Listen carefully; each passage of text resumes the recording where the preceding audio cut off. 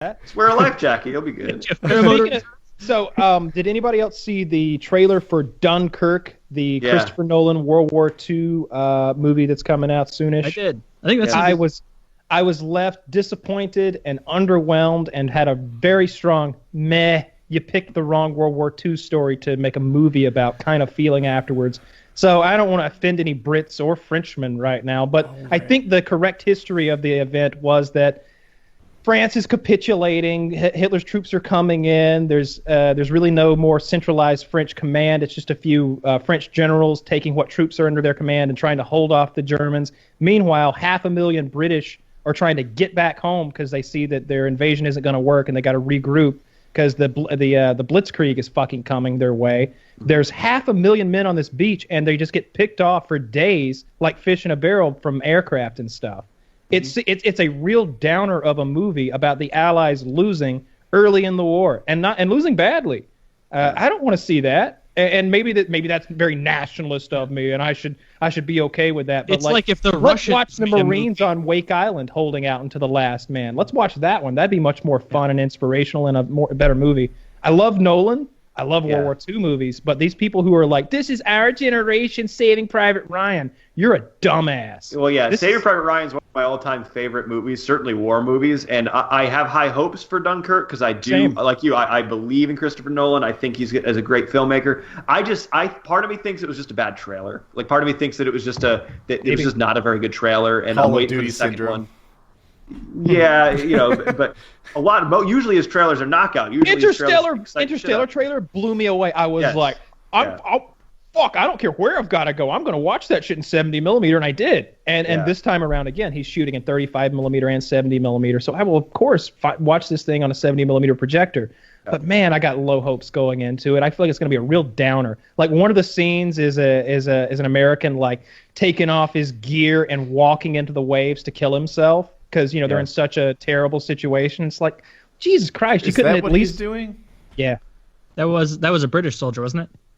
Either way, Allied. Sure, it would have been a British soldier. Yeah. I thought he was just de-stressing. Like, killing himself. I know everything's crazy, but I'm going for a little swim right now. Gotta get my head right.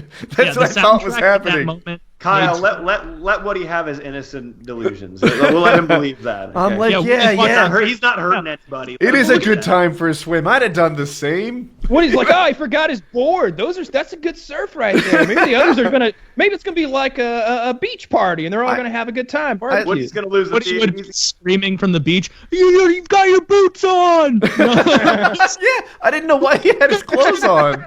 I was like, well, all right. I guess it's kind of badass to go swimming in your fatigues. Yeah. Commander, Private Stevens has been underwater for a long time, and he has to be like, Private Stevens isn't coming back. Christ. We all... that guy's walking to his death because of the hopeless situation that they're facing. He's going to leave the theater. He's going to have seen a completely different movie than us. He's going to leave the theater going, that would be the first story. Yeah, they all went swimming. It was a nice day on a beach, and we're like, wow, okay, Woody. It's Woody Vision. You like it in here. It's nice. Some guy on Reddit said that he and his girlfriend watched Nightcrawler, and to this day, she still thinks it was an X-Men movie. Because Nightcrawler is an X-Men character. He's like, you didn't notice that he was a psychopathic, journalist, just creating his own crime. You thought he was an X-Men? He never teleported in. Yeah. He actually bought a car because he was having being able to teleport would have made that movie really boring because he would have gotten to every scene immediately and been like, I got the clip and I'm out. The whole movie was about a guy who solved the transportation problem better than his peers. Actually, I'm just going to teleport into the bank and steal the money that I need. I don't need his camera at all. I respected his hustle though, and I bet Woody did too. Like early on when he's so fucking broke that it hurts, and he's got this hustle and confidence about him that's like, yeah, I'm in a hole.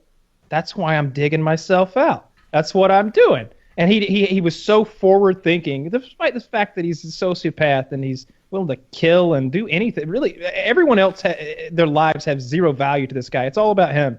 I really had a lot of admiration, though, for his, he was really in a hole there at the beginning. He didn't have anywhere to live. He's just completely broke.